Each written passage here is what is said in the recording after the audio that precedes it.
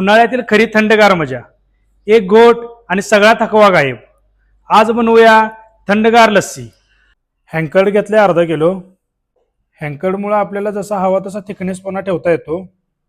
Add करूया sugar powder 4 tablespoon, वेलची powder half teaspoon, जायफळ पावडर 1/4 टीस्पून. पाणी घेतलं थोडंसं, मिक्स करूया. दही मिक्स करून घेतलंय. लस्सीचा थिकनेसपणा तुम्ही बघू शकता. या पद्धतीने कन्सिस्टन्सी सेट करायची. ॲड करूया आईस क्यूब.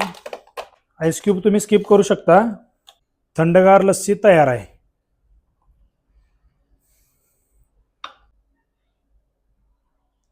साखर पावडर आणि क्रीम मिक्स करून घेतली टॉपिंगसाठी. काजू घेतलेत कट करून.